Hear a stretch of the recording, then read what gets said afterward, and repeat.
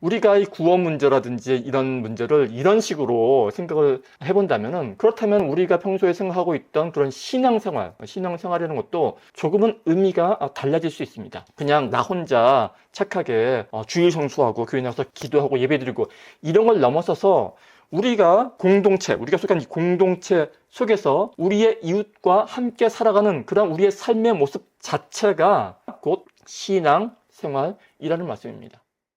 우리가 온라인으로 예배를 하게 되면 여러 가지 장점도 많지만 가끔 가다가 뭐 불편한 점도 있는 것 같아요. 나중에 할 얘기지만 이 서머타임이라는 게 사람의 편의를 위해서 사는 건데, 이게 과연 우리가 예배하는데 편리한 것인지 한 번 더 생각을 해봐서 예배 시간을 좀 조정을 하든지 하면 좋을 것 같다는 생각이 듭니다. 오늘 제가 준비한 말씀은 마태복음 6장 말씀이에요. 마태복음 6장의 핵심 내용은 그 마지막 절에 있지 않나 싶은 생각이 듭니다. 그러니까 먹을 거, 마실 거, 입을 거 이런 것 때문에 염려하지 말라.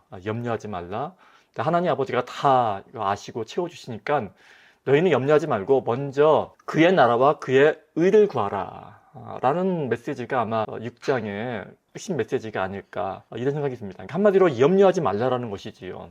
그런데 우리가 생각하는 이 염려라는 감정은 단순히 어떤 삶에 대한 걱정이나 어떤 그런 것이 아니라, 사실은 이 염려라는 감정은 하나님을 떠난 우리 인간의 어떤 근본적인 상태와도 관련이 깊습니다. 성경에서 말하는 우리 인간은 원래 이 공동체를 이루어서 살아야만 하는 그런 집단적인 존재입니다. 그리고 이런 집단적인 존재는 하나하나의 각 개체가 자기가 알아서 자기의 생존을 책임지는 그러한 존재가 아니라 한 몸처럼 연결되어서 공동체로서 이 생존을 책임지게 됩니다. 그래서 이 집단적인 존재, 이 공동체적인 존재는 그 집단에 속해 있는 한, 이 공동체에 속해 있는 한, 자기가 자기 스스로 자기의 생존을 위해서 이 앞가림하려고 염려하고 불안해할 필요가 없다라는 말씀입니다. 우리가 이 자연에서 살펴볼 수 있는 집단적인 존재, 이 공동체적인 존재의 대표적인 예는 아마도 개미가 아닐까 합니다. 이 개미는 비록 한 마리 한 마리 구별 가능한 그런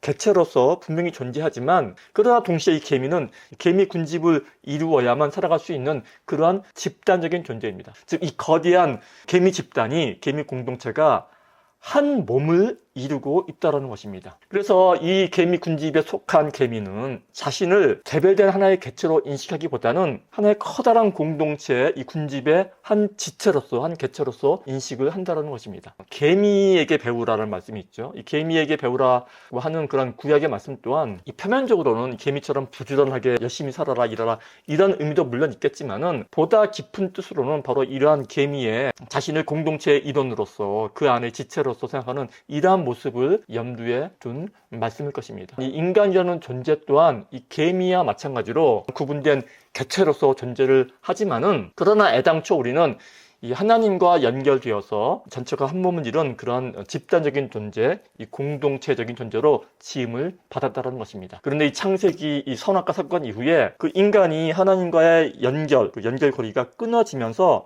스스로를 개별적인 존재로 인식을 하게 되었고, 그때부터 인간은 자기가 자기 스스로의 구원을 위해서 노력을 해야만 하는 그런 존재가 되어 버렸다는 것입니다. 자기 자신의 구원을 위해서 자기의 영광, 자기의 안전, 자기의 행복 이런 모든 것들을 자기 스스로 책임져야 하는 그러한 상태가 되어 버렸다는 것입니다. 성경은 이것을 일컬어 이 타락이라고 부릅니다. 이 스스로 선악 판단의 주체가 되어서 이 머리이신 하나님과의 관계를 끊어버린 것, 이것이 바로 이 창세기가 말하고 있는 이 죄의 본질이라는 것입니다. 이렇게 이 하나님으로부터 이 분리가 된 인간은 자기가 자기 스스로를 지키려고 도덕이라든지 윤리, 심지어는 예배와도 같은 이 선한 종교심 같은 이런 내적인 것까지도, 이런 모든 것들을 동원해서 자기가 자기 스스로의 구원과 행복을 책임지기 위해 애를 쓰고 있다는 것입니다. 그리고 바로 이러한 상태, 자기가 스스로 머리가 되어서 자기의 삶을 책임지려는 이 상태가 오늘 말씀드린 모든 염려와 걱정, 불안, 근심, 고통, 이 불행의 근본적인 원인이라는 말씀입니다. 그래서 이 성경에서 말하는 이 염려는 결국 이 개별화된, 이 개체화된 인간의 개별화된 인간의 의지 자체에서 생기는 저주받은 인간의 감정이라는 말씀입니다.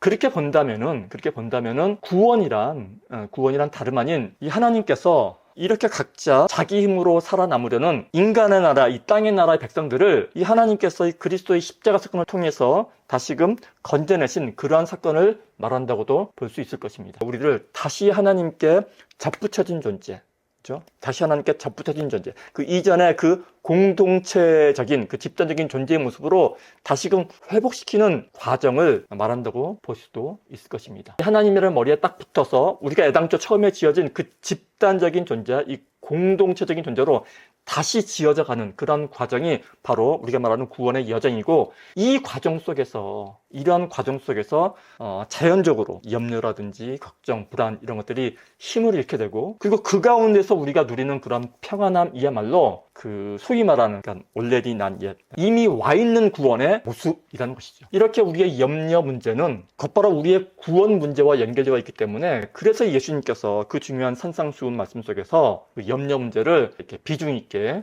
다루고 계셨던 것이라는 말씀입니다. 우리가 이 구원 문제라든지 이런 문제를 이런 식으로 생각을 해본다면은, 그렇다면 우리가 평소에 생각하고 있던 그런 신앙생활이라는 것도 조금은 의미가 달라질 수 있습니다. 그냥 나 혼자 착하게 주일 성수하고 교회 나가서 기도하고 예배드리고 이런 걸 넘어서서 우리가 속한 이 공동체 속에서 우리의 이웃과 함께 살아가는 그런 우리의 삶의 모습 자체가 곧 신앙 생활이라는 말씀입니다. 이 말씀 속에는 어떠한 의미가 적혀져 있냐면은, 그러니까 우리 개인의 어떠한 도덕적인, 윤리적인 성취나 심지어는 종교적인 노력마저도 우리의 구원이나 조건의 근거가 될 수 없다라는 말씀입니다. 오늘 우리가 본문으로 살펴본 이 6장의 마지막 절이죠. 마지막 절에 보게 되면은 너희는 먼저 그의 나라와 그의 의를 구하라 라는 말씀이 나옵니다. 그의 나라와 그의 의를 구하라 라는 우리의 어떤 구체적인 행동을 요구하는 것처럼 보이는 이 말씀 또한, 이 명령 또한 우리는 바로 앞서 말씀드린 이런 맥락 가운데서 이해를 해야 할 것입니다. 그러니까 각 개인의 종교적인 열심이 우리의 구원을 좌우하는 것이 아니라는 말씀입니다. 그러니까 이제 6장의 핵심은 이제 염려라고 말씀드렸는데, 이렇게 염려에서부터 시작을 해가지고 그의 나라, 그의 의, 그러니까 하나님 나라죠. 하나님 나라로 이렇게 흘러가는데, 이러한 흐름이 다음 구절인 마태복음 7장으로 넘어가게 되면은 어떤 말씀이 기록되어 있냐면은, 바로 그 유명한 비판받지 아니하려거든 비판하지 말라라는 말씀으로 자연스럽게 이어지는 것이죠. 염려하지 말라, 먼저 그 의를 구하라, 그리고 비판하지 말라. 비판받지 말라에서 이 비판이라는 말은 또 무슨 뜻일까요? 남에 대해서 일절 관여하지 말고 판단하지 말라는 그러한 뜻일까요? 그런 뜻은 아닐 것입니다. 왜냐하면 저와 여러분을 포함한 우리 모두는 필연적으로 남을 판단하고 비판할 수밖에 없는 그런 존재이기 때문입니다. 인간이란 존재는 필연적으로 자기의 영광, 자기의 의를 추구할 수밖에 없는 존재이고, 이렇게 스스로 자기의 의를 추구해야만 하는 존재는 또한 동시에 필연적으로 남을 깎아 내릴 수밖에 없다는 것입니다. 왜냐하면 나 스스로 나의 구원을 이루고자 한다면은 내가 남보다 더 의롭게 보여야 하는데, 내가 좀 더 높아 보이려면은 반드시 상대방은 나보다 덜 의롭고 좀 더 낮아 보여야 하기 때문입니다. 그래서 이 자기 의를 추구하는 사람은 자기 의가 강한 사람일수록 이 남을 비판하는 경향이 강하게 나타날 수밖에 없습니다. 그런데 또한 성경은 이렇게 남을 비판하는 사람은 이 눈 속에 들보를 지니고 있다고 말씀하기도 합니다. 그 유명한 예수님의 그 비유 속에 그 눈 속에 들보를 보라는 그런 가르침이 있죠. 이 말은 자기 의를 추구하는 마음, 자기 사랑, 자기 숭배의 마음에서 스스로가 하나님처럼 되어서 이 선악 판단의 주체가 되려는, 사실 그게 죄의 본질인데 선악 판단의 스스로가 주체가 되려는 그런 교만한 마음, 그 자체가 바로 이 들보라는 것입니다. 구약에서도 이 관련된 말씀이 바로 이 다윗 왕에 의해서도 우리가 찾아볼 수 있습니다. 다윗이 우리아의 아내 밧세바 사건이 있은 다음에 나단 선지자와 이야기를 나누는 와중에 양 한 마리를 빼앗아 취하는 어떤 그런 부자 이야기를 듣습니다. 자기는 많은 양을 가지고 있는데 양 한 마리밖에 없는 그 가난한 사람의 양을 빼앗아서 그 양으로 제사를 드리는 자기 욕심을 취하는 그런 부자 얘기를 나단 선지자에게 듣고 격분해서, 야, 그런 놈은 당장 죽어 마땅하다, 끌고 와서 죽여라. 그때 뭐라고 그럽니까? 그때 나단 선지자가 바로 그 사람이 바로 당신입니다, 이렇게 이야기를 하지 않습니까? 그러니까 정작 자기는 자기의 충신 우리아를 정말 죽이고 그의 아내마저 빼앗은 그런 어마어마한 죄, 즉 이 들보를 지녔음에도 불구하고 그걸 보지 못하고 그 한낱 양 한 마리 뺏은 그 부자한테 격분을 해서 잡아 죽이라고 명령을 하고 있었다는 것이죠. 사람들은 이처럼 자기 안에 있는 이 뿌리 깊은 죄성, 그 들보는 보지 못하고 외면하면서도 다른 사람의 비교적 사소한 이 티끌에만 집착을 해서 비판을 하는 경향이 있다는 것입니다. 우리가 신약에서 이 외식을 의미하는 그 헬라어 히포크라테스라는 말도 그냥 우리가 생각하는 위선, 그죠? 겉다르고 속다른 이 정도의 의미가 아니라 이 외식이라는 말은 자기가 자기 스스로를 구원하고자 하는, 그죠? 그래서 궁극적으로는 자기의 영광을 위해서 하는 모든 행위, 자기가 자기의 구원을 이루기 위해서 자기의 의를 취하기 위해서 하는 모든 행위, 여기에는 종교적인 행위가 대표적으로 포함됩니다. 모든 종교적인 행위, 아울러 모든 도덕적인 행위까지도 모두 다 이 외식일 수 있다는 말씀입니다. 이 외식하는 자의 대표적인 예가 누가복음 18장에 나오는 그러니까 종교인의 대표라고 볼 수 있는 바리새인이죠.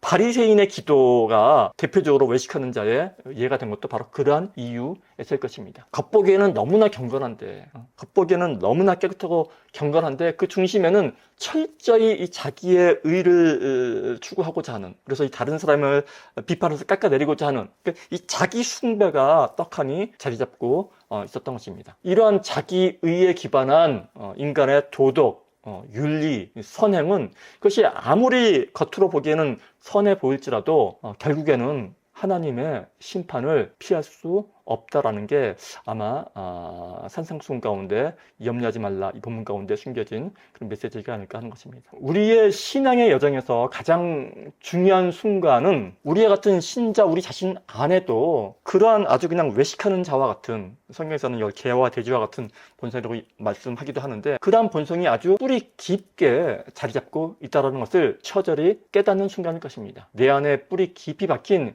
남을 판단하려는 그런 끊임없는 성향, 하나님의 은혜 없이는 단 한순간도 그분의 기준에 도달할 수 없는 그런 나의 철저한 무능력함, 이것을 인정하기보다는 끊임없이 남과 비교해서 그 우위에 서려는, 남을 판단하려는 그러한 성향이 바로 우리의 죄성이라는 것이고, 그러한 무능력한 자기 자신에 대한 자기 인식이 바로 이 내 눈 속에 들보가 빠진 상태라는 것이 오늘 이 본문의 말씀의 핵심이 아닌가 하는 것입니다. 그러니까 이 들보라는 것은, 들보를 빼내라는 것은 도저히 내 힘으로 어찌할 수 없는, 내가 내 힘으로 빼낼 수 없는 이 들보라는 것이 떡하니 박혀 있다라는 것을, 그것을 보고 인정하는 것, 내가 그러한 존재임을 인정하는 그 상태가 오히려 영적으로 눈이 밝아진 들보가 빠진 상태라는 말씀입니다. 이게 참 아이러니한데요.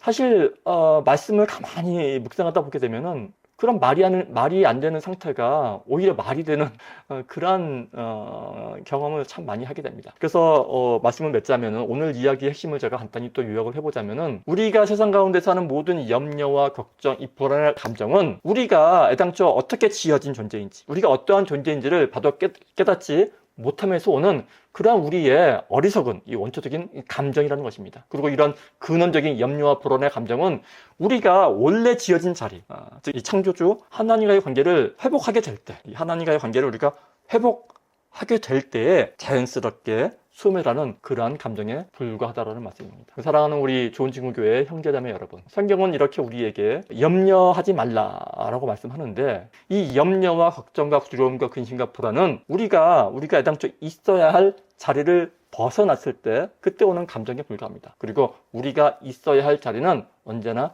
하나님 나라 안입니다. 주 안입니다. 그래서 그의 나라와 그의 의가 통치하는 그런 하나님 나라 안에서는 우리는 세상이 줄 수 없는 그런 평안함을 누리게 되는 것입니다. 우리 좋은 친구의 성도 여러분, 하나님의 의가 통치하는 하나님 나라 안에서 세상이 줄 수 없는 그러한 평안함을 영원토록 누리시는 그러한 저와 여러분들 되시기를 이 시간 우리 예수님의 이름으로 기도합니다.